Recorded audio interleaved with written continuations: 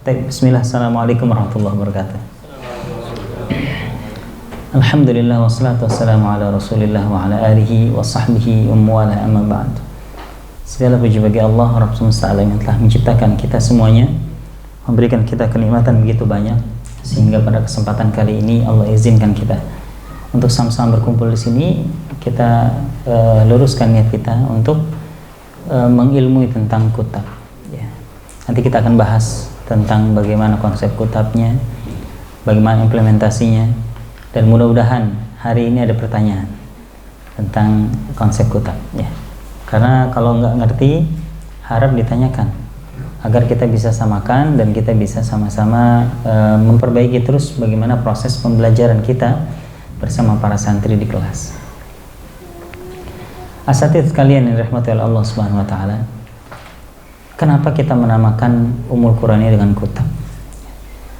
Ada satu hal yang sangat penting dan perlu kita sama-sama sadari, bahwa yang kita inginkan bukan hanya sekedar nama.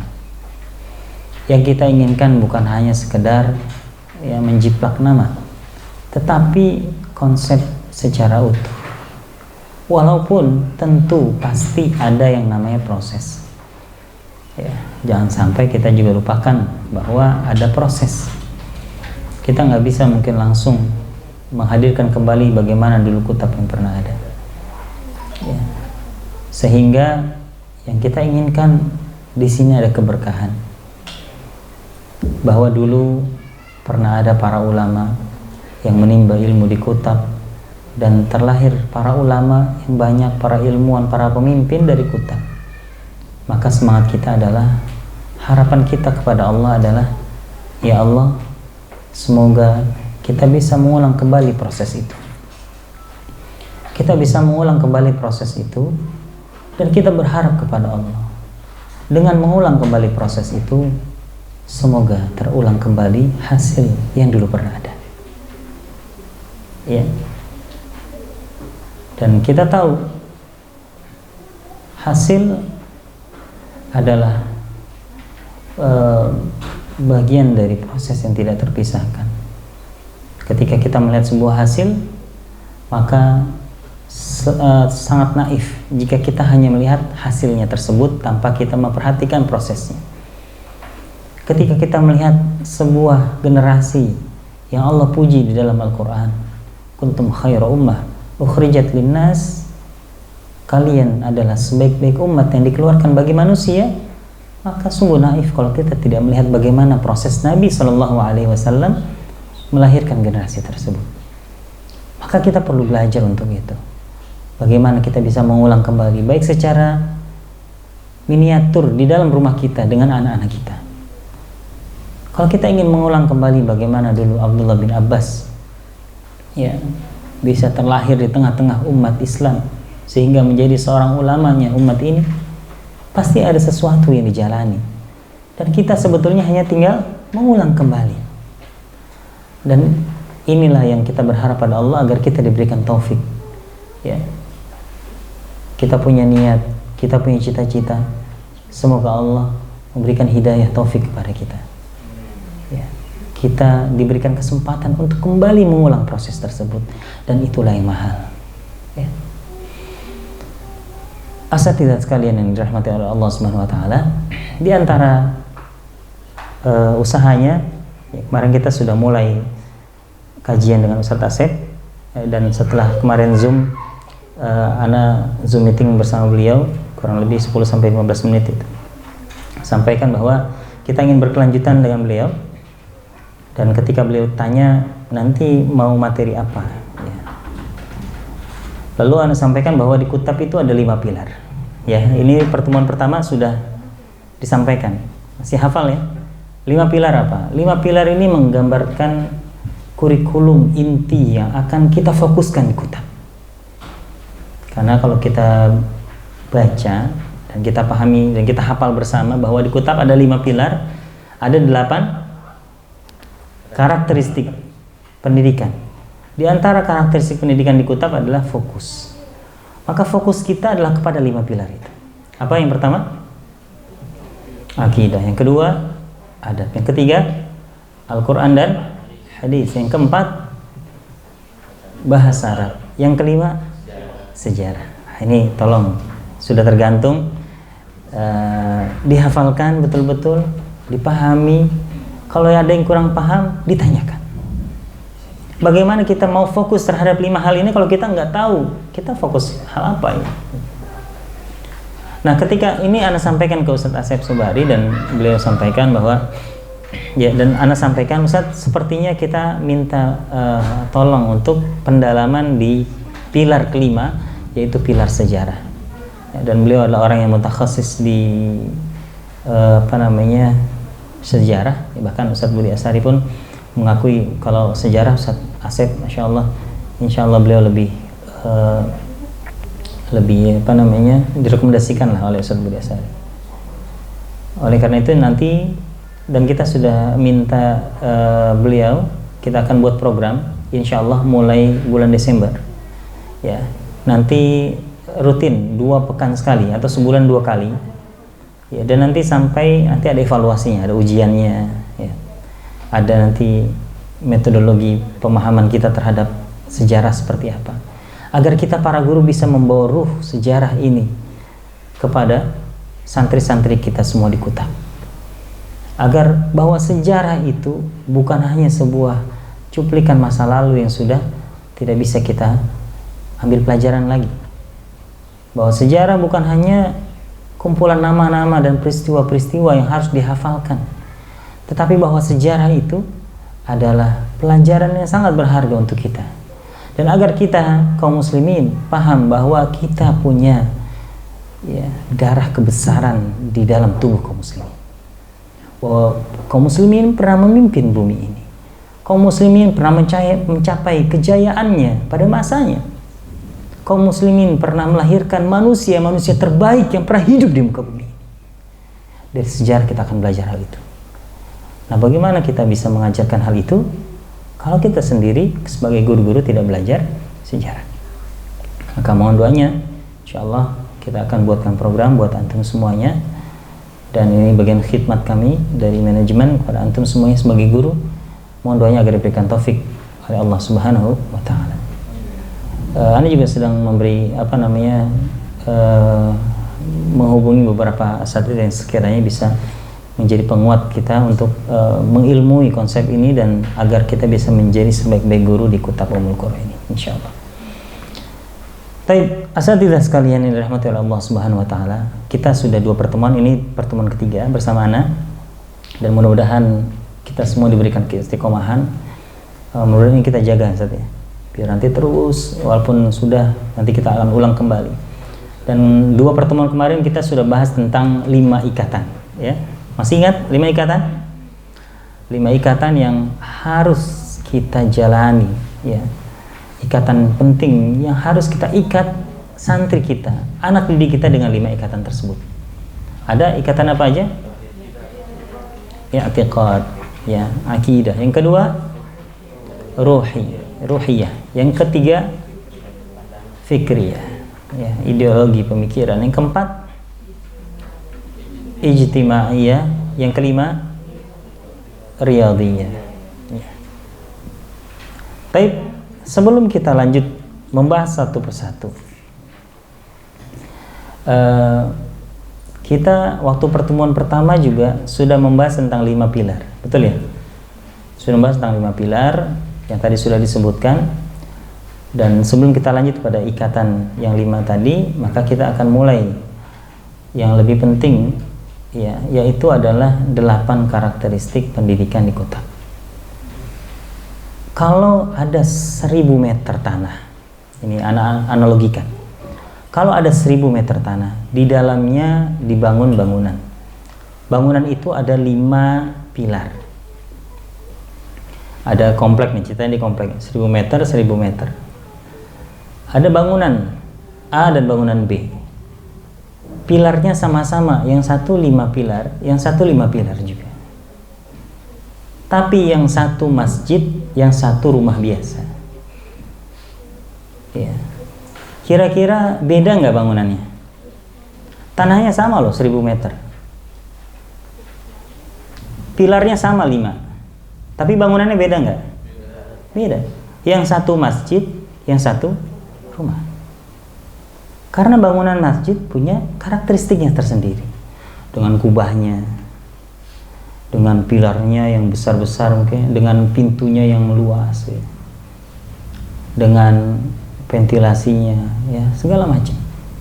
Tapi yang satu rumah, karena rumah ya sebagaimana rumah, nggak ada kubah, ya, ada gentengnya biasa, mungkin malah ada gerbangnya tinggi tertutup, ya mungkin seperti itu. Ya. Jadi begitu pula dengan model pendidikan kita. Mungkin di luar sana ada pendidikan lain yang mengajarkan 5 pilar tersebut, mengajarkan akidah juga, alhamdulillah, mengajarkan adab, mengajarkan Al-Quran dan hadis, mengajarkan sejarah, mengajarkan bahasa Arab, tetapi ada yang berbeda karakteristik pendidikannya. Inilah yang menjadikan kutab itu berbeda. Dan ini kami rumuskan dengan yang kami namakan 8 karakteristik pendidikan di Kutab Ummul Qura Indonesia. Asatidzah yang dirahmati oleh Allah Subhanahu wa taala. Sebelum insyaallah pada pertemuan kali ini kita akan membahas kalau cukup dua pilar. Karena ada 8 yang mudah-mudahan nanti kita selesaikan pada pertemuan kali ini, 2 pilarnya. Tetapi kalau enggak paling 1 dulu ya. Sampai jam berapa nih? 3. 3:30 nggak apa kayaknya? Nggak apa-apa. Soalnya kemarin kok kajian ada yang sampai 3:30, berarti nggak apa-apa ya? Setengah 3. Baik, Anda bacakan dulu. Ada 8 karakteristik pendidikan di Kutab. Yang pertama, pendidikan yang menanamkan visi. Ya. Yang kedua, ini tentang kelembagaan. Ya. Jadi setiap lembaga punya karakteristik, dan ini yang kami terapkan, kita terapkan sebagai 8 karakteristik pendidikan di Kutab Ummul Qura. Ya. Yang kedua adalah pendidikan yang menanamkan iman sebelum Al-Quran. Yang ketiga, pendidikan yang mendahulukan adab sebelum ilmu.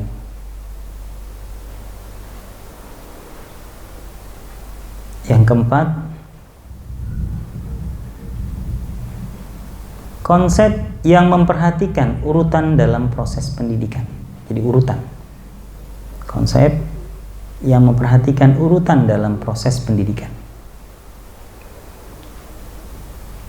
Yang kelima, metode yang fokus dalam proses pendidikan.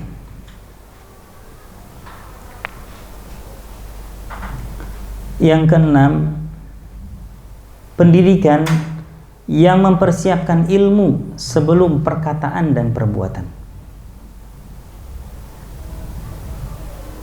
Yang ketujuh, pendidikan yang mendorong lahirnya amal dari ilmu yang diperoleh, amal atau karya.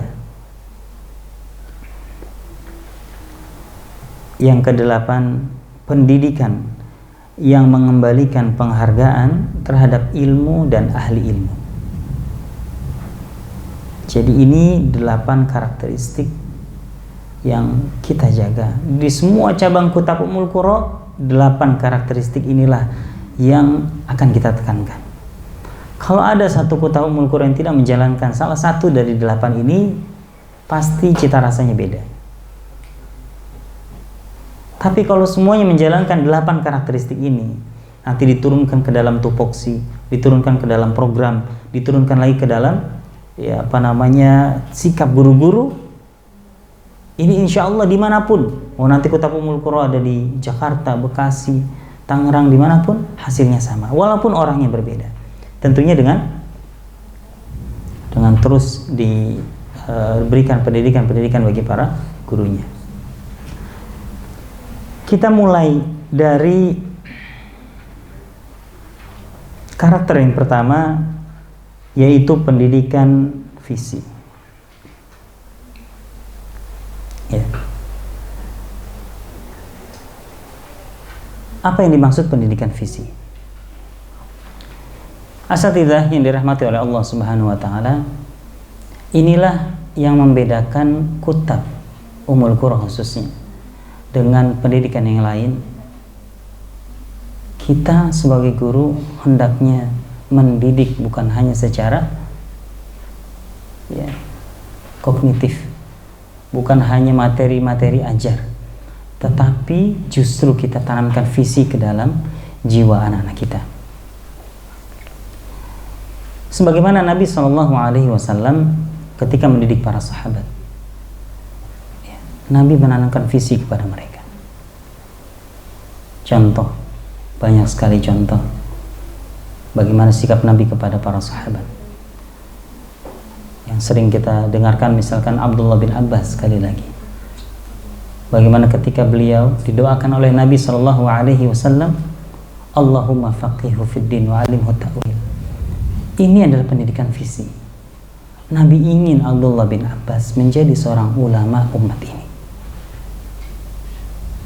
Ketika Muawiyah bin Abi Sufyan pernah waktu kecil terjatuh, waktu itu dengan ibunya Hindun terjatuh Muawiyah. Lalu ibunya bilang kepada Muawiyah, semoga Allah tidak membangunkanmu. Kalau ada orang lewat, kenapa engkau berkata seperti itu kepada anakmu? Dia sepertinya akan menjadi pemimpin kaumnya, kata orang yang lewat itu. Kata ibunya, demi Allah, semoga Allah tidak membangunkanmu kalau hanya engkau menjadi pemimpin kaummu. Artinya ibunya Hindun ini masih jahiliyah, tapi dari kecil ibunya itu sudah punya visi bahwa Muawiyah ke depannya akan menjadi pemimpin besar. Dan Masya Allah terbukti, Muawiyah menjadi gubernur Syam, daerah kekuasaan kaum muslimin paling luas selama 20 tahun.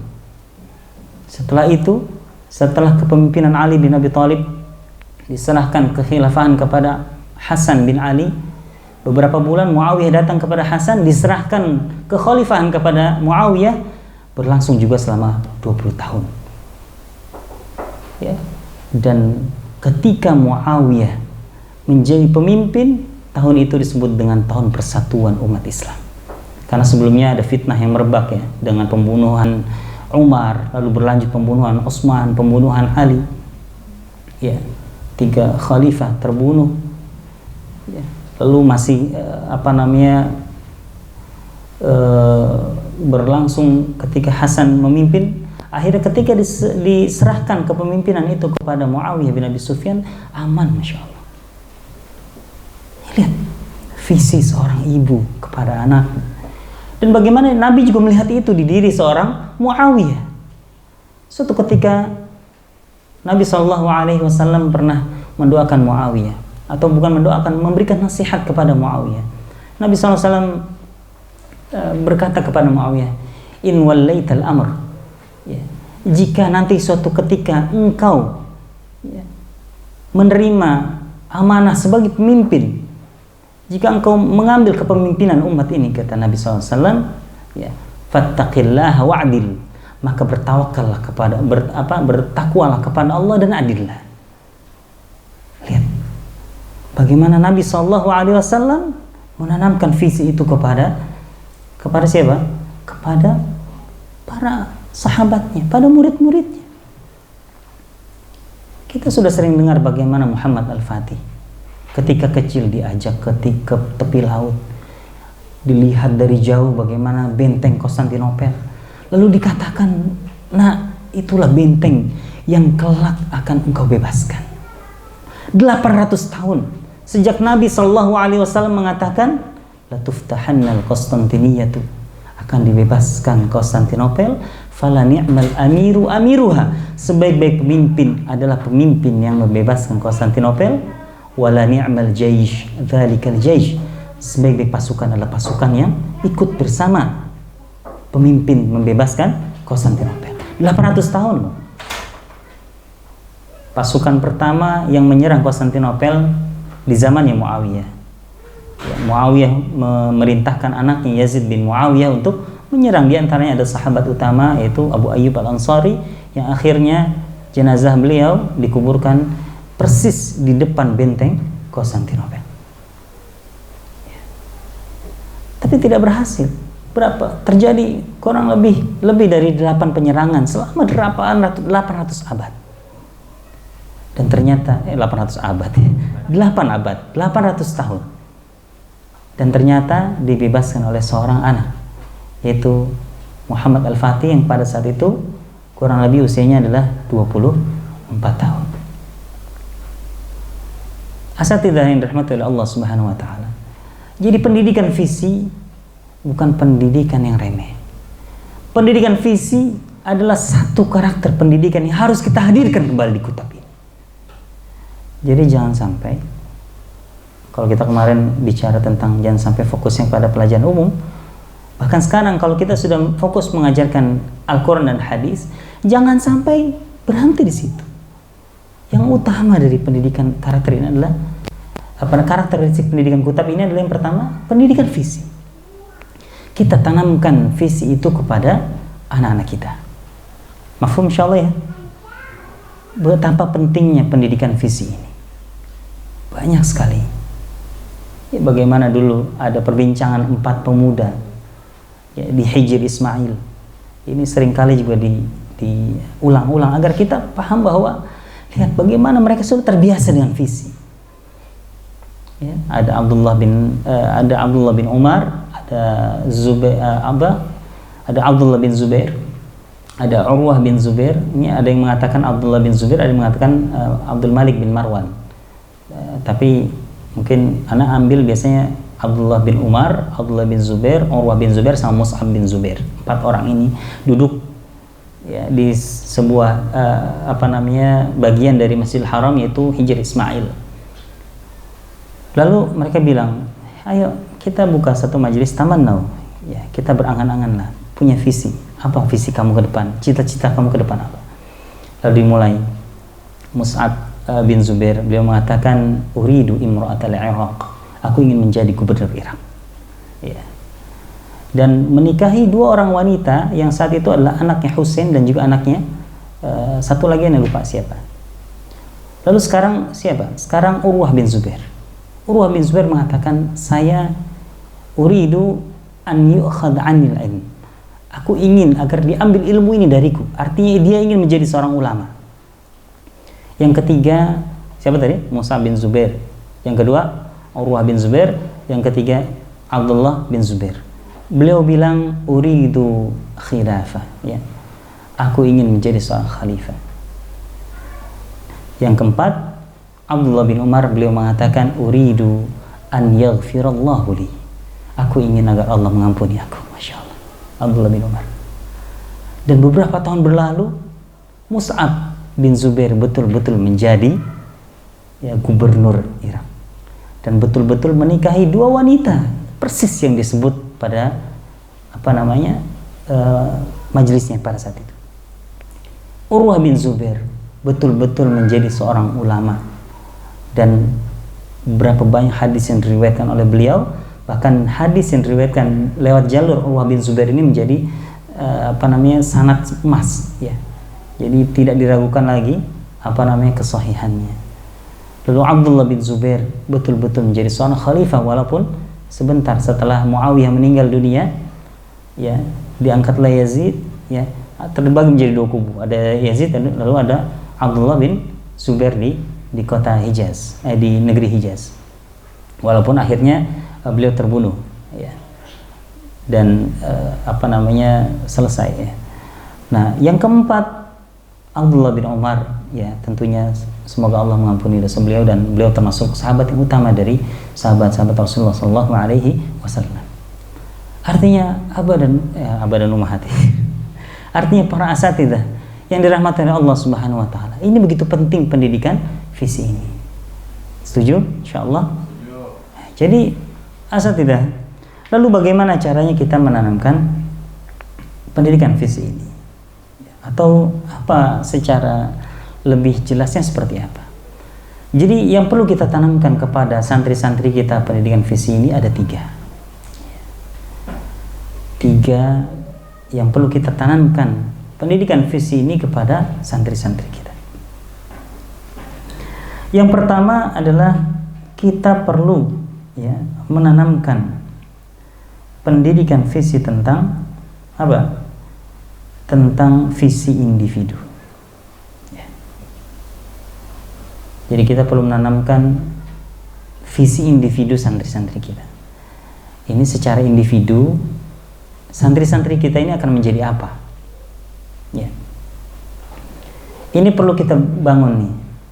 Jadi kalau ada sebuah ayat di dalam Al-Quran, ya, surat Az-Zariyat ayat 56, Allah berfirman, A'udzubillahi minasyaitonirrajim, wa ma khalaqtul jinna wal insa illa liya'budun.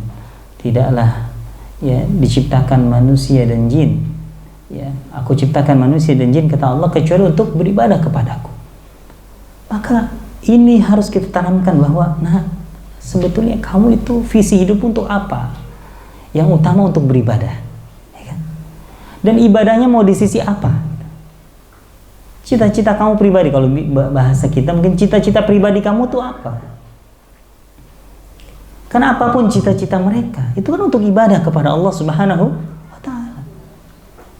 Jadi jangan sampai anak kita ini, santri-santri kita dikutab 7 tahun, 6 tahun, dia nggak tahu dia mau jadi apa ke depannya. Berarti kita gagal pendidikan visi kita. Tetapi ketika kita mendidik mereka, bahwa hidup ini untuk ibadah. Hidup ini kita diciptakan bukan untuk senda gurau, tapi kita untuk beribadah kepada Allah. Ada tujuan besar dan harus ada peran individu yang harus diambil oleh setiap orang. Nanti ada yang bilang gini, kalau gitu Ustaz, saya pengen jadi dokter misalnya. Dikejar, jadi dokter untuk apa? Saya pengen ngobatin orang-orang yang sakit, Ustaz. Saya pengen menolong orang-orang yang nggak mampu agar mereka bisa berobat, menjaga kesehatan mereka. Itu jadi visi mereka dan peran mereka secara individu untuk ya, apa mereka terlahir di dunia ini. Mafhum insyaallah ya. Jadi yang perlu kita tanamkan adalah ini visi individunya sebagai apa? Bikin judul. Apa sih mereka ini mau ngapain di dunia ini? Jangan sampai kayak binatang ternak. Ya. Bahkan kata Allah di dalam Al-Quran, ya, orang-orang yang kayak orang kafir yang kerjanya hanya makan, minum dan melakukan hal yang tidak bermanfaat lainnya, mungkin bermanfaat secara dunia. Allah bilang ulaika kal anami balhum adall. Mereka seperti binatang ternak, bahkan lebih parah, lebih sesat dari binatang ternak. Kalau kambing ya gemuk bisa dipotong jadi sate, enak ya, pakai sambal kecap, jadi dipotong-potong ya, kasih lada sedikit. Visioner. Tapi kalau manusia nggak punya visi, kerjanya cuma makan minum, ya, mikirin kehidupan pribadi, beranak, lalu mau apa? Padahal Nabi SAW sampaikan khairun nas anfa'uhum linnas. Padahal Nabi SAW sampaikan ya tentang fadilah bermanfaat untuk orang lain, man sanna sunnatan hasanatan dan lain sebagainya. Disampaikan banyak hadis yang menunjukkan bahwa kita ini perlu ada peran individu sebagai seorang manusia. Nah, ini tugas para asatidzah semuanya, menyadarkan santri-santri kita. Walaupun prosesnya panjang ya. Jadi jangan seminggu nggak sadar, ini nggak punya visi nih anak. Jangan, tolong ya. Sabar. Mendidik itu ya, kata Allah di dalam Al-Quran ini kazar'in ya, seperti tanaman. Jadi generasi itu seperti diumpamakan seperti tanaman, kazar'in akhraja syat'ahu fa'azarahu fastaghlaba fastawa 'ala suqi. Prosesnya panjang, dari mulai benih, tumbuh tunas, mulai gede segala macam ya, sampai akhirnya bisa diambil buahnya itu luar biasa, tahunan. Makanya guru harus menjadi orang yang paling sabar. Makanya kalau kita mau lihat kesabaran terhadap proses, lihat para petani. Ya, kalau kemarin ke Kutab Bandung tuh, Masya Allah, ke mana? Kutab Yatim ya, Bandung Barat. Kemarin Ustaz hari ini kaget melihat proses nanam padi, ternyata luar biasa. Bagaimana menjadikan bibit padi itu, ini ibaratnya proses berdarah-darah nih, lama sekali, sampai akhirnya tumbuh menguning, sampai jadi gabah, digiling lagi kan, Masya Allah. Ini proses panjang. Begitulah kita sebagai seorang pendidik. Maka perlu kita menanamkan ini kepada anak dari kecil. Kalau dia belum punya pilihan gimana? Coba ceritakan sirah. Nah, inilah sahabat, ada yang punya seperti ini. Sahabat ada yang dia sebagai seorang saudagar dan menginfakkan hartanya di jalan Allah. Ini ada tentara, panglima Islam yang dia mengorbankan jiwa raganya di jalan Allah. Ada yang menjadi pemimpin adil, dia menjadi pemimpin yang memberikan rahmat untuk yang dipimpinnya. Sehingga anak-anak tuh nanti mereka akan ketemu satu titik, ustazah, saya pengen kayak dia, gitu ya. Saya pengen seperti Umar bin Khattab, kuat, setan aja takut, ya. Saya pengen ditakutin sama setan, gitu ya. Saya pengen jadi pemimpin adil seperti Umar.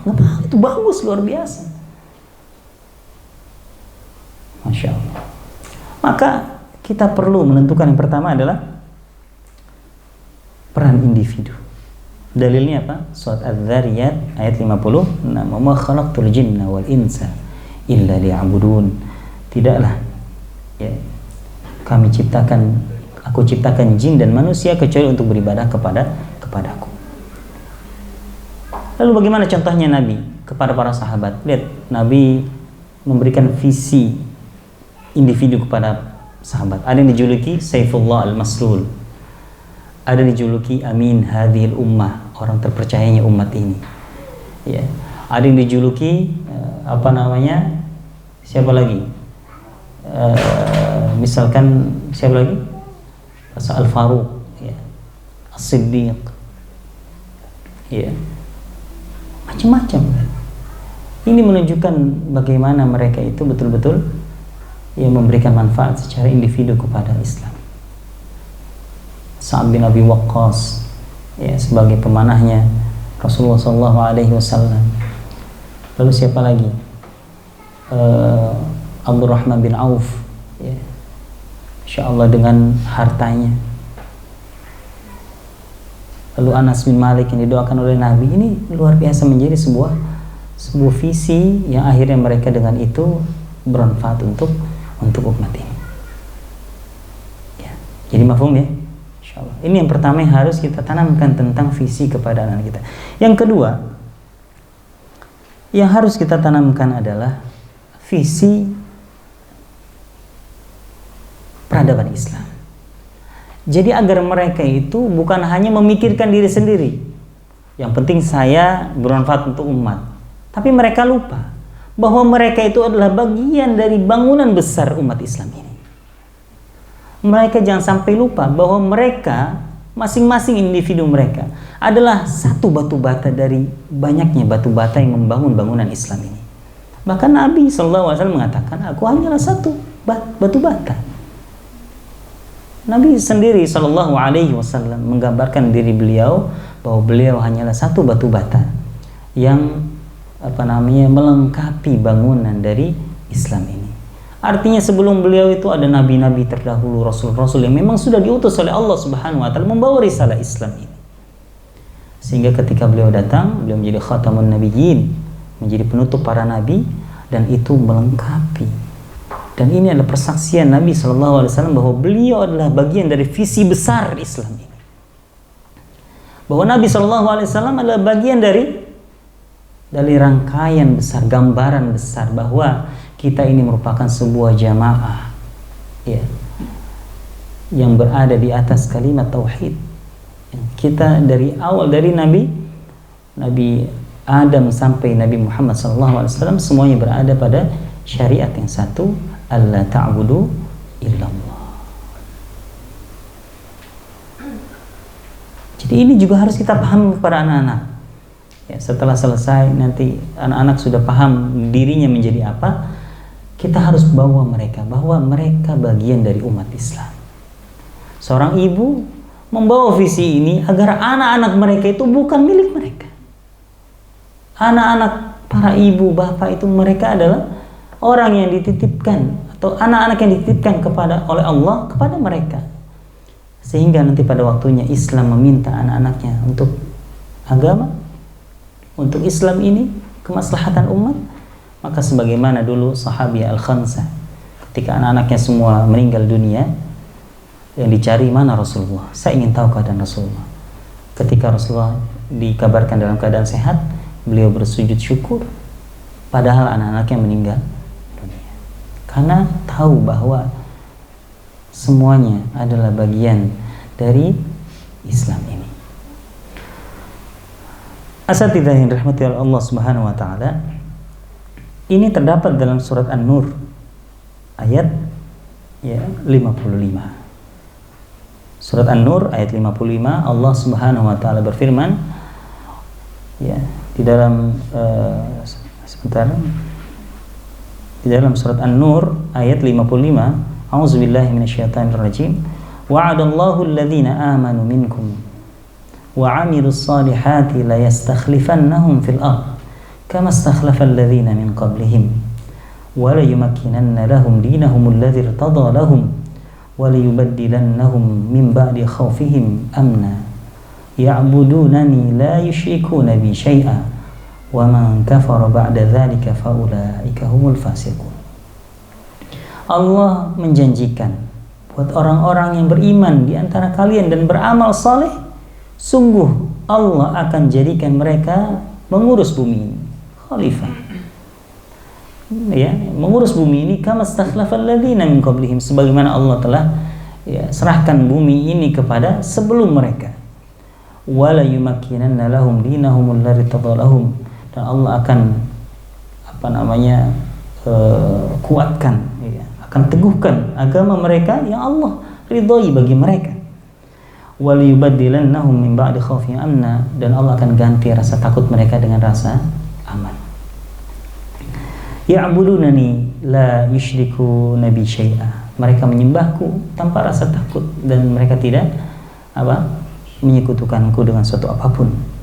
Dan barang siapa yang kafir setelah itu, faulaika humul fasiqun, maka merekalah orang yang fasik. Ini banyak sekali janji Allah tentang bahwa umat Islam ini pada masanya nanti akan memegang kembali bumi Allah ini. Dan ini bukan hanya harapan kosong, ini adalah janji. Wa'adallah, lihat, Allah janjikan. Jadi ini harus kita tanamkan, mungkin nanti di masa kamu Allah akan limpahkan, serahkan bumi ini ada di tanganmu, maka dari sekarang persiapkan. Kita dulu nggak ada yang ngomongin gitu kan ke kita. Kita taunya belajar, suruh kerja. Nggak boleh kayak gitu lagi sekarang. Ganti, sampaikan, nanti Ustadz akan meninggal, umi abi kamu akan meninggal, yang akan memegang bumi ini kamu. Yang akan mengurus bumi Allah ini kamu atau anak-anakmu nanti. Sampaikan. Dan Allah berjanji Allah akan serahkan bumi ini kepada orang yang beriman dan beramal saleh. Artinya kaum muslimin ini jangan sampai amanah besar ini mereka nggak tahu gitu. Jangan sampai generasi ini nggak tahu kalau sesungguhnya bumi ini dijanjikan untuk mereka. Ada atau tidak adanya khalifah ya? Seharusnya Islam ini yang akan megang bumi Allah ini. Kayak ketika banyak kerusakan, ya memang sekarang dikelola bukan secara aturan Allah kok. Aturan Allah nggak dipakai untuk mengelola bumi ini. Akhirnya riba di mana-mana. Ya, konsep semua diganti. Ya. Gagal semuanya. Kenapa? Karena bukan dengan aturan Allah. Maka pada saatnya kelak nanti, insya Allah yang akan memegang itu semuanya adalah anak-anak kita, santri-santri kita. Maka dari sekarang sampaikan, persiapkan mereka, Allah akan serahkan bumi ini kepada kalian. Persiapkan ilmu kalian, iman dulu ya, persiapkan iman kalian, persiapkan kesolihan kalian, persiapkan ilmu kalian, persiapkan kekuatan kalian. Wa'iddu lahum. Kata Allah gitu. Persiapkan. Karena insya Allah pada saatnya Allah akan serahkan bumi ini kepada kalian. Dan kita tidak tahu apakah nanti pada saatmu. Yang penting kita persiapkan. Dan ini wajib kita sampaikan, Ustaz. Gak bisa kita nggak sampaikan ini. Dan Nabi pun menyampaikan ini kepada para sahabat. Ini sering sampaikan ketika dalam keadaan sulit-sulitnya perang Khandaq. Ya. Perang Khandaq, para sahabat ya dalam kesulitan, Nabi dikepung, ya disebut juga dengan perang Ahzab. Ya, berkoalisi lah itu orang-orang kafir Quraisy dengan suku-suku sekitar Mekah, bahkan di dalam ada Yahudi yang yang berkhianat. Ya. Lalu ketika lagi gali parit ada batu besar, nggak ada yang bisa mecahin. Lalu Nabi turun tangan, Nabi pukul batu itu sekali, ada percikan api, latuftahannar Rum, akan dibebaskan Romawi. Ini lagi sulit-sulitnya loh. Ini visi, ini tuh visi peradaban Islam, visi generasi bahwa nanti Islam akan sampai ke Romawi, bahkan bukan hanya sampai, akan tetapi akan membuka Romawi. Latuftahannal Furs, Persia akan dibebaskan. Latuftahannal Yaman, Yaman juga akan dibebaskan. Yaman kita tahu sekarang sudah menjadi negara Islam. Persia sudah hilang, ya, sudah terpecah-pecah menjadi beberapa bagian. Ya, pada zamannya Khalifah Umar, ya diutus siapa? Sa'ad bin Abi Waqqas untuk membebaskan Persia, dan itu sampai dibersihkan Persia itu, sampai istana putihnya dibebaskan oleh kaum muslimin. Ini lihat, luar biasa. Dari sebuah bangsa yang tadinya kata orang Persia ini kita mau mau jajah aja udah nggak minat gitu. Ini bangsa yang membebaskan Persia itu bangsa yang seperti itu, yang nggak ada tuh sumber daya alam yang bisa menjadi daya tarik untuk menjajah bangsa ya. Nah. Tapi lihat ketika Allah titipkan agama ini di tengah-tengah mereka, Allah turunkan nabi dari mereka, ya. Allah tanamkan visi itu, masya Allah. Tinggal Romawi, ya, Romawi Timur sudah selesai, Konstantinopel sudah dibebaskan, Romawi Barat masih sisa. Mungkin nanti kamu yang akan membebaskan Romawi Barat. Pelan-pelan aja ngomongnya kalau ini, nanti kedengaran tetangga kita yang Nasrani, kesiannya. Ya. Karena membebaskan belum tentu perang kan, bisa jadi nanti dengan dakwah. Ya. Tapi yang jelas janji itu ada, dan kita percaya nggak sih sama janji Nabi? Percaya. Harus percaya, nggak mungkin nggak terjadi. Terus juga ada hadis Nabi Sallallahu Alaihi Wasallam yang menjabarkan tentang fase-fase zaman, bahwa zaman nubuwah, lalu ada zaman khulafaur rasyidin, lalu ada zaman zaman kerajaan, ya, mulkan jabriyan, mulkan audan, mulkan kerajaan yang menggigit. Lalu sekarang kita berada di fase mulkan jabriyan yang memaksa.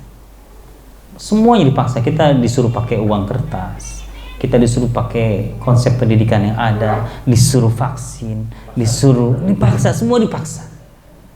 Kalau nggak mau kayak aneh aja kita.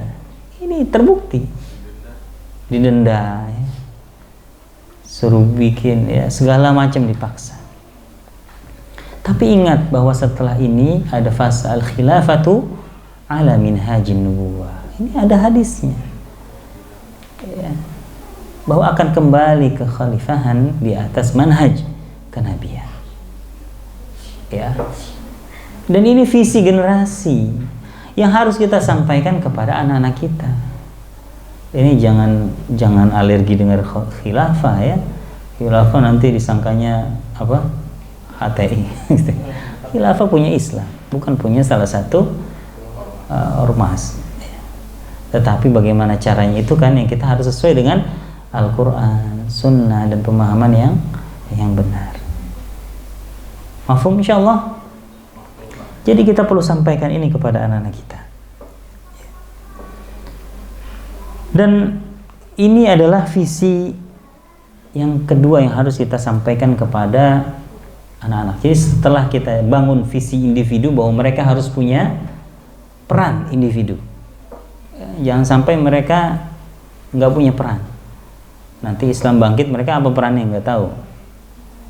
Lalu yang kedua yang kita harus bangun juga dari visi peradaban Islam secara jamaah. Ya, artinya bahwa Islam ini bagian dari mereka. Mereka adalah bagian dari Islam. Bahwa ada yang dijanjikan oleh Allah Subhanahu wa taala tentang Islam ini. Lalu yang ketiga, asatidzah semuanya yang dirahmati oleh Allah Subhanahu wa taala. Yang harus kita tanamkan juga kepada anak-anak kita bukan hanya itu. Ini kayaknya udah sempurna banget nih. Kalau seorang santri udah punya visi individu, udah punya juga visi peradaban, apalagi gitu. Ternyata ada yang ketiga, jangan salah, bahwa seorang manusia adalah mereka, ya, orang yang beriman adalah mereka, ya, yang cerdas. Dan kata Nabi, al-kayyisu man dana nafsahu wa amila lima ba'dal maut. Orang yang cerdas adalah orang yang menahan nafsunya dan orang yang beramal untuk kematiannya. Maka visi yang harus kita bangun selain dua visi tadi adalah visi kehidupan abadi. Harus kita bangun. Maksudnya apa? Kita harus bangun kepada anak-anak kita bahwa kehidupan di dunia ini hanyalah sebentar. Kita harus bangun di dalam diri anak-anak kita bahwa kita semuanya akan pulang kepada Allah Subhanahu wa ta'ala. Nabi SAW mengatakan kepada Ibnu Umar, kun fid dunya ka'annaka gharibun aw 'abir sabil. Ini lihat, Nabi menanamkan visi ini kepada sahabat. Jadilah engkau di dunia ka'annaka gharibun, seakan-akan kau itu orang asing, aw 'abir sabil, atau orang yang hanya numpang lewat. Jadi agar apa? Agar anak-anak kita ini paham, oh ternyata di luar hiruk pikuk dunia ini ada satu negeri yang akan kita tuju bersama, yaitu akhirat, dan itu adalah surga. Jangan sampai nanti mereka nggak tahu ini, akhirnya mereka nggak tahu mau ke surga neraka, mereka nggak mikir. Ya. Maka ini penting sekali kita tanamkan kepada mereka. Untuk itulah kita belajar tentang keimanan. Ada iman kepada Allah, ada iman kepada hari akhir, agar mereka tahu bahwa semuanya insya Allah nanti akan kembali kepada Allah. Inna lillahi wa inna ilaihi raji'un. Kita semuanya milik Allah dan kita semuanya akan kembali kepada Allah. Mafhum, Ustazah? Dan ini luar biasa. Ya. Kita tanamkan ini di dalam surat Maryam ayat 63. Ya. Ketika Allah mengatakan di dalam Al-Quran, A'udzubillahi minasyaitonirrajim, tilkal jannatu allati nurithu min ibadina man kana taqiyya. Itulah surga, kata Allah. Allati nurithuha, yang kami wariskan surga tersebut, ya, min ibadina, di antara hamba-hamba kami, man kana taqiyya, yang dia bertakwa. Jadi kita sampaikan, visi kita adalah kumpul lagi di surga.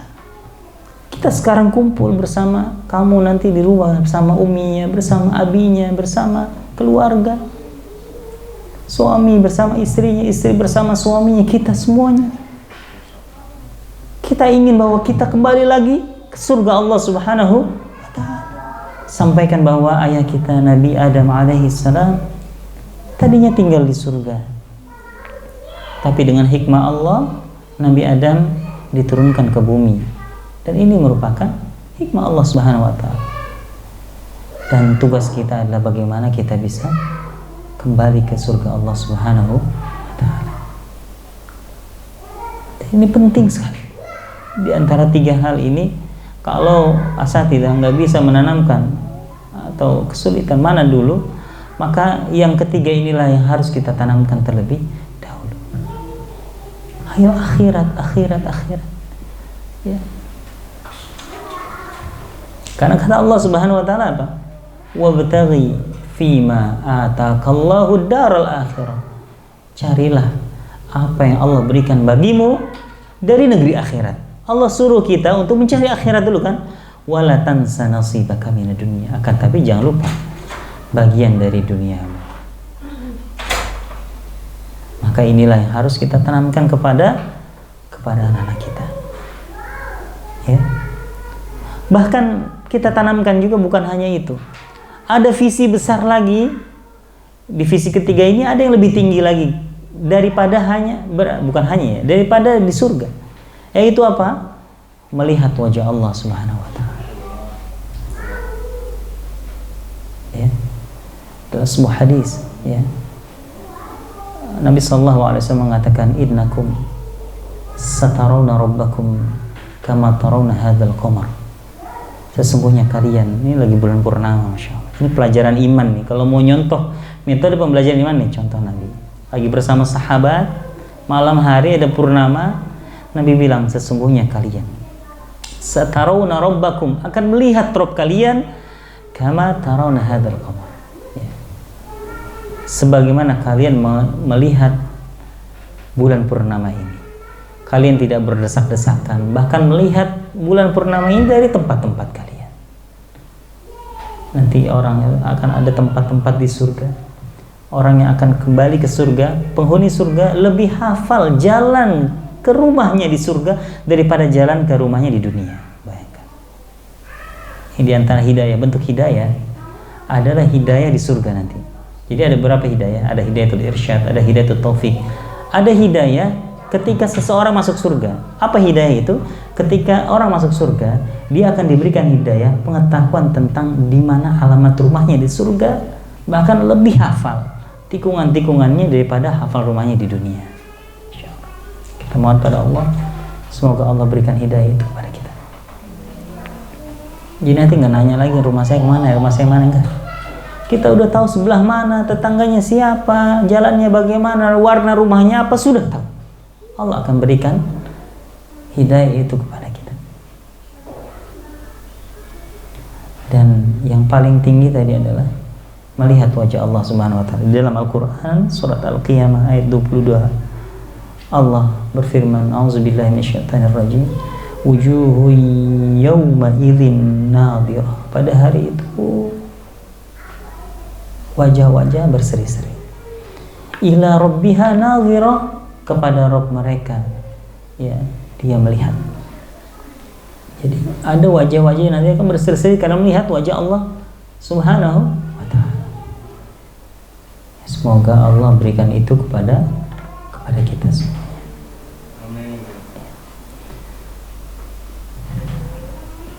Hadis tadi ini diriwayatkan oleh Jarir bin Abdullah.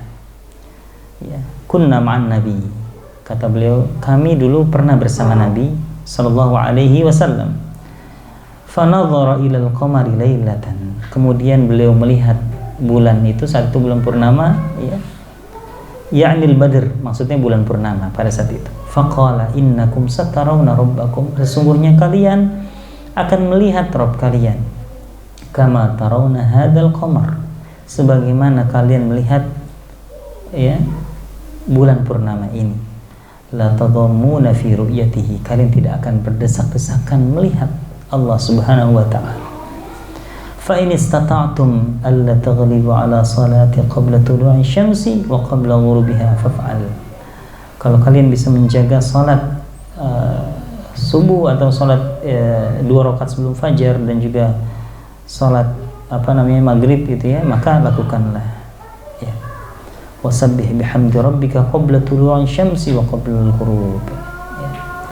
Dan ini yang perlu kita tanamkan kepada santri-santri kita, bahwa kenikmatan tertinggi, bahkan yang tertinggi di surga. Jadi surga aja, kenikmatan dunia itu udah nggak ada apa-apanya sama kenikmatan surga, ya kan? Disebutkan dalam sebuah hadis, "Mala 'ainun ra'at wala udhunun sami'at wala khatara ila fi qalbil bashar."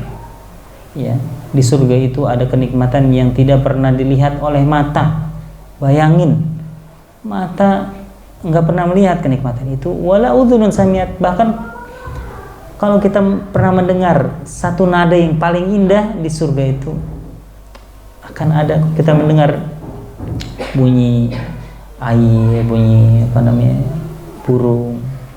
Di surga nanti ada sesuatu yang kita dengar yang tidak pernah kita dengar di dunia dan tidak pernah terlintas di hati seorang pun. Masya Allah, gimana tuh? Artinya kalau kenikmatan surga aja udah nggak ada tandingannya, gimana melihat Allah? Karena melihat Allah adalah kenikmatan tertinggi di surga Allah Subhanahu wa ta'ala. Semoga Allah berikan itu kepada kita. Dan sepertinya sudah jam 3 ya, satu karakter pendidikan Kutab ini kita tanamkan kepada anak kita. Tanamkan bahwa kita ini ya bukan tempat tinggal kita, bukan di dunia tapi di surga, di akhirat. Lalu tanamkan juga visi generasi dan tanamkan juga visi individu, agar masing-masing individu mereka itu memiliki peran untuk Islam dan untuk agama ini, untuk bangsa ini. Baik, insyaallah mungkin itu ya yang Anda sampaikan. Hadanallahu wa iyyakum ajma'in. Setelah ini silakan jika ada pertanyaan ditanyakan tentang konsep Kutab, tentang implementasi, tafadhol. Mudah-mudahan ada pertanyaan. Ya, silakan. Apa udah ngerti? Anda dengar kalau kajian yang lain suka banyak yang nanya. Kalau tentang Kutab, saya kalau ngajar bingung gimana, silakan ditanyakan. Kalau bebas, kalau bisa Anda jawab, kalau enggak paling nanti Anda cari dulu. Mungkin ada sedikit ini gambaran aja ya, misalnya tentang keadaan sekarang gitu. Mungkin kalau misalkan ada yang menolak gitu, ya mungkin karena mungkin Anda nggak lihat yang lain ya. Jadi ya, mungkin sebagaimana kita kenal ya, Nabi Muhammad SAW, mereka ketika memberikan pengajaran contohnya tentang salat gitu, apa lalu kemau itu sendiri gitu, jadi dengan contoh gitu, dengan contoh, jadi bukan hanya sekedar materi gitu yang Anda rasakan itu kan. Mungkin kita banyak materi gitu, namun contoh di sini yang kurang ada gitu, karena Anda beberapa lihat contoh masalah yang sendal ya, yang kita lihat banyak, bukan hanya sendal sepatu santri aja gitu, tapi guru-guru pun masih banyak yang seperti itu, dan hanya sedikit sekali contoh yang mencontohkan dengan baik gitu. Anda lihat setelah ini, masya Allah gitu, merapikan sendal-sendal ustadz yang lain gitu, taruh-taruh di ini. Nah, ini yang menjadikan Anda juga tergerak gitu. Tapi mungkin karena ketika ada, mungkin konteksnya beda ya, ketika ada kemungkaran, memperayam kemungkaran, kalau juga ilmiah kalau ilam yastati kalau lisan, kalau ilam yastati lebih qalbi gitu. Nah, ini yang tertinggi gitu. Anda dengar kajian juga yang tertinggi itu dengan tangannya, dengan keputusannya gitu, para pemimpin yang tinggi. Jadi memberikan aturan-aturan. Nah, ini yang lebih kuat gitu. Sedangkan kita nggak enak juga kalau mau negur guru-guru yang lebih tinggi dari kita atau yang lebih tua dari kita kan. Jadi bisanya dari hati aja gitu. Ini taruh sepatunya, taruh sendalnya gitu kan. Karena ini mencontohkan teman-teman yang lain. Kemudian juga memang ya teman-teman yang di di bagian CT yang maupun di manajemen, itu tidak bisa mencontohkan secara langsung ketika pembelajaran, ya kan, karena mungkin punya kesibukan yang lain gitu. Tapi Anda pernah dengar juga sebuah kajian, mohon dikoreksi gitu, ada sebuah kisah yang menggambarkan pasukan kaum muslimin ketika melawan orang-orang kafir itu mereka nggak kalah, nggak menang-menang gitu kan. Sampai ada yang mengutus seorang utusan untuk mengecek ibadahnya gitu kan, ibadah apa yang ditinggalkan, sunnah-sunnah apa, mungkin barangkali ada sunnah-sunnah yang ditinggalkan gitu kan, sehingga mereka mengecek, ternyata sunnah-sunnah mereka kerjakan, tapi salah satunya itu bersiwak kalau nggak salah ya, sampai dia langsung mereka berbondong-bondong untuk bersiwak. Ada pasukan musuh di situ melihat membuat gentar ya hati musuh ini, sehingga mereka ya bukan hanya pedangnya yang diasah, tapi gigi-giginya mereka diasah juga kan. Nah, mungkin membuat mereka gentar itu ada ceramah ya Allah alam kesahihannya.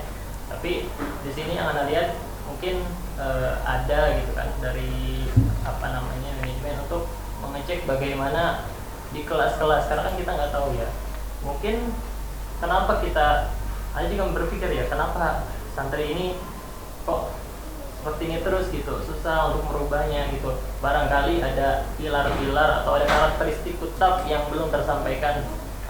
Namun kita nggak tahu, karena kan kita ketika evaluasi ya kita evaluasi ya sama guru iman, ya nyangkanya kita baik aja gitu, kita sudah menjalankan gitu.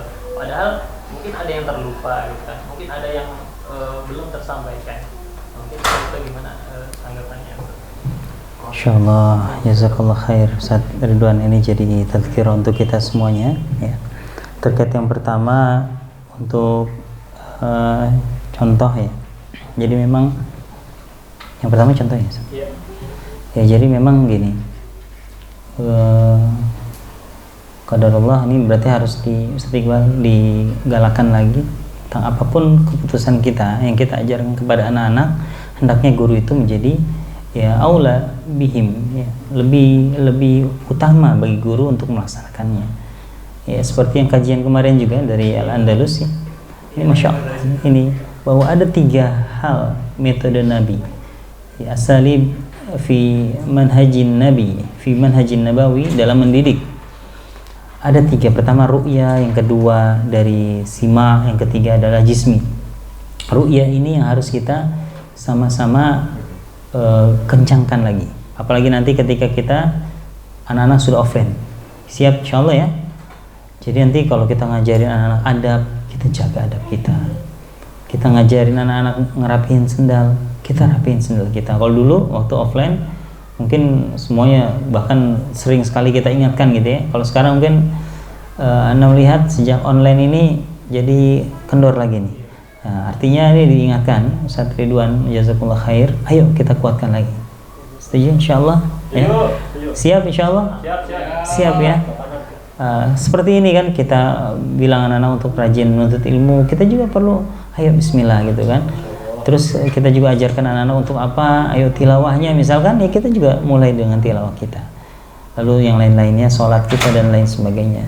Dan tentunya apa namanya, kalau kita menunggu kita untuk sempurna, kayaknya nggak ada di antara kita yang pantas untuk menjadi seorang guru ya. Kalau kita pengen, kita harus sempurna dulu, tetapi ya sambil kita perbaiki diri kita dan saling mengingatkan di sini gitu ya Ustaz ya. Lalu yang kedua tadi di antara apa Ustaz, bagaimana ini ya dari taib. Insyaallah, makanya gini, ini kan tahapannya kita sekarang kalau dulu kan dari sosialisasinya aja belum ada. Sekarang nih insyaallah ana juga bismillah kita ingin terus sosialisasi ke guru-guru agar betul-betul paham. Kita pastikan dulu nih, pemahaman dulu. Betul-betul paham nggak guru-guru? Ya kayak misalkan 5 pilar aja ada yang sudah hafal, 8 pilar, 5 pilar, nah itu kan perlu kita sosialisasi dulu. Setelah itu nanti baru insya Allah nanti kita akan pikirkan bagaimana evaluasi implementasinya ya, evaluasi implementasinya seperti apa di lapangan. Nanti apakah nanti kita sama-sama adakan micro teaching, atau misalkan nanti kita ada semacam apa yang kalau observasi misalnya gitu ya. Nanti guru-guru kita akan awasi bagaimana penyampaiannya dari mulai awal sampai akhir. Nanti mungkin di situ ada kepikiran tuh ya, apa yang harus dilakukan kalau begini gimana. Kadang-kadang memang yang teknis itu kalau lagi kayak gini nggak kepikiran ya, betul nggak? Tapi kalau lagi di kelas ini gimana ya, bener nggak nih? Itu kalau bisa langsung dicatat sementara, langsung kita diskusi di sini. Insya Allah nanti mudah-mudahan sebelum bulan Januari penyampaian materinya udah selesai ya. Nanti bulan Januari kita sudah mulai implementasi sehingga nanti kita bisa awasi per kelas insya Allah.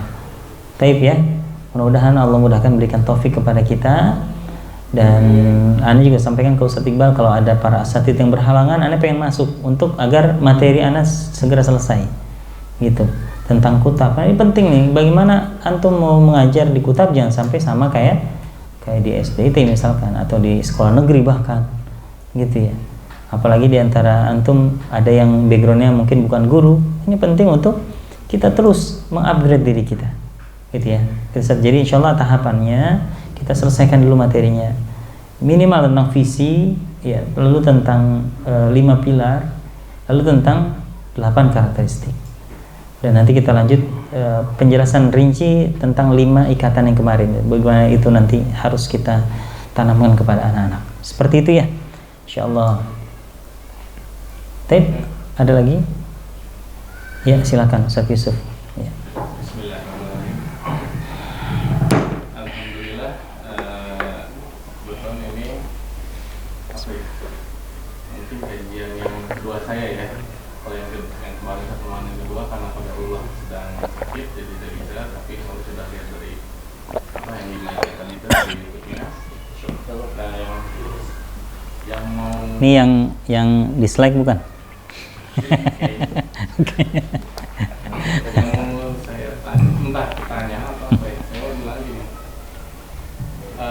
Di poin pertama yang satu Pak sampaikan bahwa mendidik tidak hanya secara kognitif tapi visi ke dalam jiwa anak kita, yang poin pertama ya, karakteristik ini masya Allah, dengan pendidikan yang dari poin pertama dan dibagi lagi jadi 3 itu ada visi individu, visi peradaban Islam, dan juga visi tentang kehidupan abadi. Nah, yang saya ingin tanyakan atau sampaikan mungkin ya, ini bagus sekali Ustaz. Bisa nggak mungkin suatu waktu kemudian nanti itu adalah wali santri pun mengetahui ketiga poin ini? Kenapa? Saya mengerti perkataan Profesor Dr. Akrafan Hakim yang beliau di pakar pendidikan juga ya di Indonesia, itu yang saya mengertinya adalah kala itu teman saya bertanya, Pak Profesor Arif, mana yang lebih penting, pendidikan di sekolah atau di rumah? Nah, kaitannya adalah ini. Lalu Profesor Arif Rahman menjawabnya seperti ini. Bukan pertanyaan diganti, Pak, tapi bukan mana yang lebih penting, tapi yang mana lebih didahulukan. Lalu Profesor Arif Rahman menjelaskan di rumah pertama. Nah, ya, dua-duanya penting, tapi pertanyaan di rumah ya Pak ya, tapi mana yang didahulukan? Di rumah, kata beliau. Baik, nah maksud saya adalah di sini, kalaupun asatidahnya kita sudah kuatkan, kita tanamkan visi. Memang butuh proses, seperti yang Ustaz Burman bilang, bahwa tidak mungkin seminggu 2 minggu seperti itu. Nah, terkadang anak-anak itu dengan karakteristiknya yang fitrahnya masih seperti anak-anak ya, begitu sampai ke rumah bertemu dengan lingkungan, apalagi dengan abi dan umumnya mungkin yang belum mengetahui hal ini, ketika anaknya cerita dengan semangat kepada orang tua bahwa tadi Ustaz menyampaikan atau Ustazah menyampaikan tentang aku harus menentukan aku jadi apa nih Abi, memilih. Ternyata terkadang nggak semua mungkin. Dikhawatirkan ada beberapa orang tua atau wali santri mungkin yang mendoktrin anaknya, jangan kayak gitu, udah ini aja. Nah, akhirnya kan kita udah nanamkan dengan suka, dengan penuh dengan keikhlasan, ternyata di lingkungan atau di rumah bahasa kasar mungkin buyar lagi. Nah, makanya di Profesor Arif itu juga menyampaikan satu didahulukan di rumah, dan yang kedua adalah sinkronisasi pendidikan antara di sekolah dengan di rumah itu harus sinkron dulu.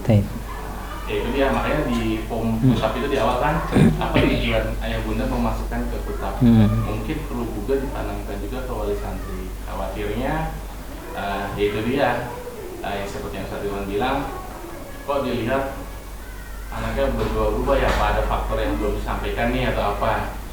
Khawatirnya itu ada tidak mix match itu sih. Baik, jazakallah khair, insyaallah. Baik, masyaallah, jazakallah khair Ustaz. Jadi memang gini, ini juga berapa kali yang nanya Ustaz Iqbal, Ustaz jadwal aneh di pusat kok nggak ada ya gitu.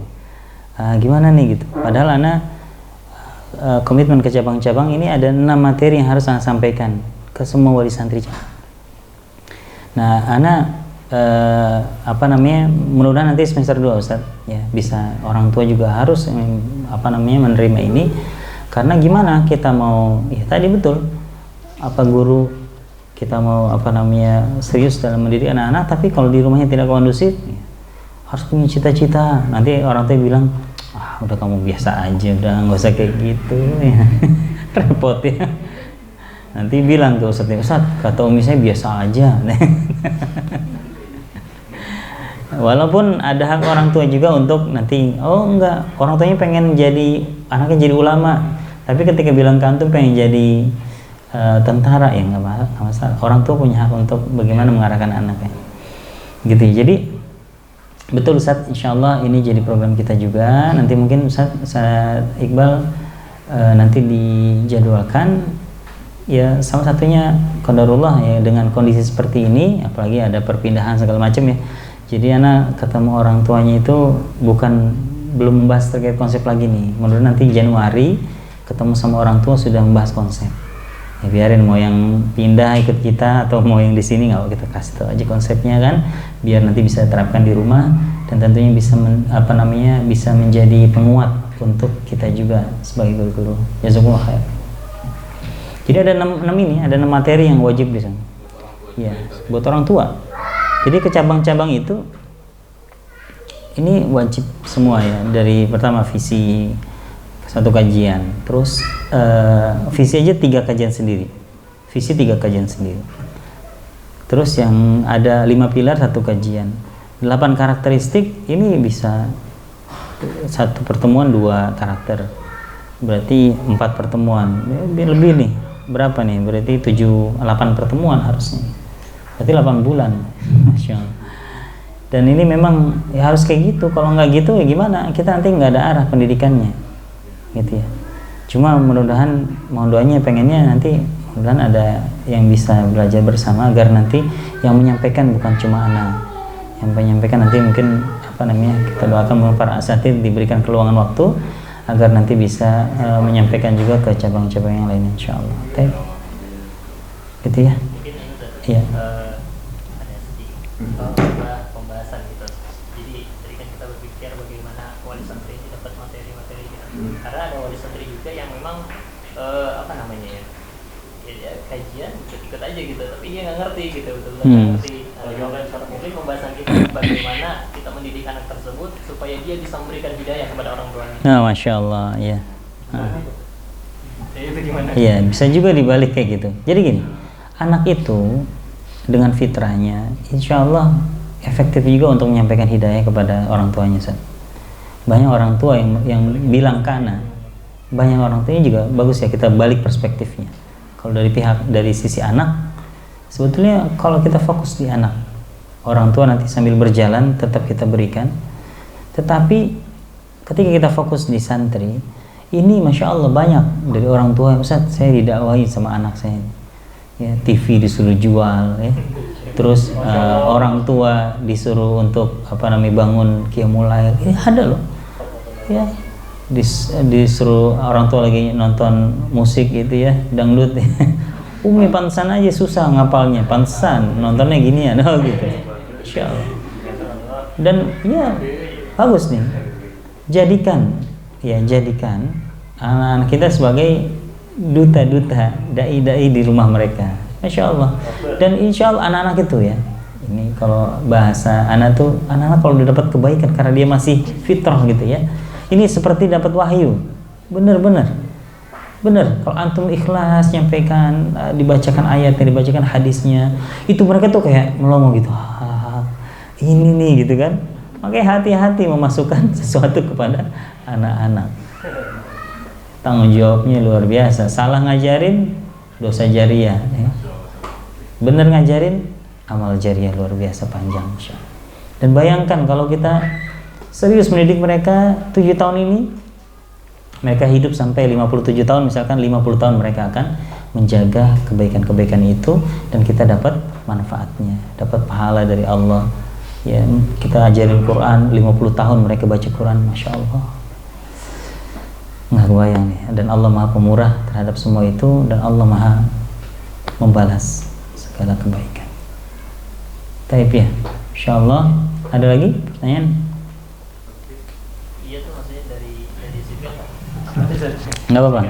Jadinya kita tidak selalu menyalahkan orang tua gitu. Kadang ada sendiri sih menyalahkan gitu kan, kadang sikapnya terhadap anaknya sehingga diikuti tuh kayak gimana gitu. Supaya kita jangan banyak menyalahkan, karena orang tua pun umat juga kan yang mesti kita dakwahi juga gitu. Jadi paling nggak kita berusaha bagaimana anak tersebut yang bisa memberikan hidayah gitu bagi orang tua. Betul, ya. Jazakumullah khair. Ya. Jadi memang, nah ini tinggal perspektif kita, pandangan kita kepada orang tua itu seperti apa. Tadi ya. Memang kalau pandangan yang diajarkan Nabi kan, laqad ja'akum rasulun min anfusikum. Datang kepada kalian rasul dari kalian sendiri. Azizun 'alaihi ma 'anittum. Jadi Nabi Muhammad itu betul-betul ingin agar umat itu dapat hidayah. Harisun 'alaikum. Artinya bukan gitu ya. Azizun 'alaihi ma 'anittum. Nabi Muhammad kalau umatnya kesulitan, Nabi Muhammad merasa susah gitu. Azizun 'alaihi ma 'anittum, harisun 'alaikum. Sangat ingin umatnya itu mendapatkan hidayah.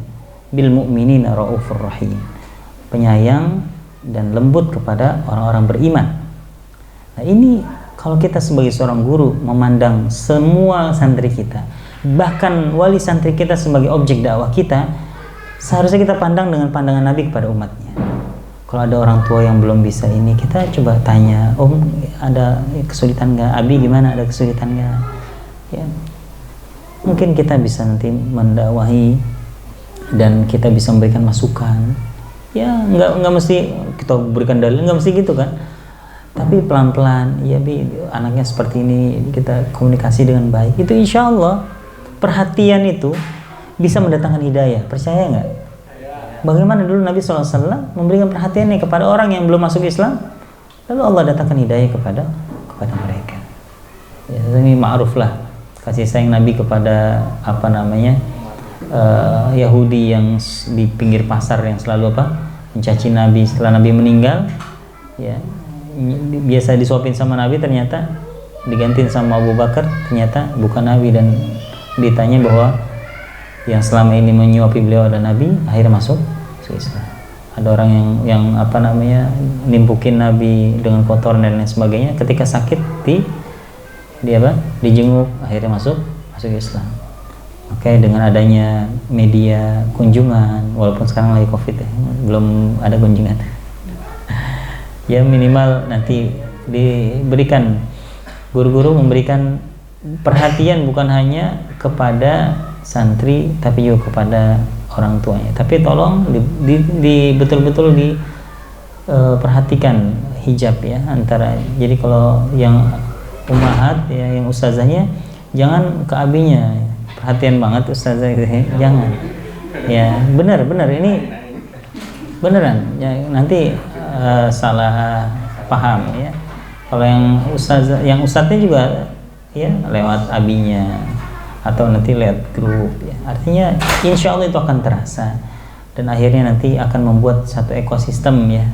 Terasa tuh ekosistemnya, kayak ruhnya, biahnya tuh, lingkungannya tuh akan terasa semangat untuk mengawal pendidikan generasi. Cukup mungkin ya? Atau ada dari Ahwat? Ustaz hari ini pakai apa? Kertas juga nggak apa-apa. Oh, voice note. Baik, nggak ada. Kalau nggak ada kita cukupkan. Alhamdulillah, semoga Allah berkahi. Insya Allah pertemuan mendatang kita akan bahas karakteristik kedua, belajar pendidikan yang mengajarkan iman sebelum Al-Quran. Ya mungkin ada yang belum paham gimana nih ngajarin iman sebelum Quran. Kita akan bahas pada pertemuan selanjutnya. Jangan kemana-mana, tetap di channel dan juga acara yang sama bersama saya dan rekan saya. Ini nggak usah dimasukin nanti ya. Oh iya, nanti diedit aja ya. Baik ya, hadanallahu yakum ajmain, semoga Allah ridhoi ya, dan semoga kita diberikan taufik dan hidayah terus sama Allah Subhanahu wa taala. Assalamualaikum warahmatullahi wabarakatuh.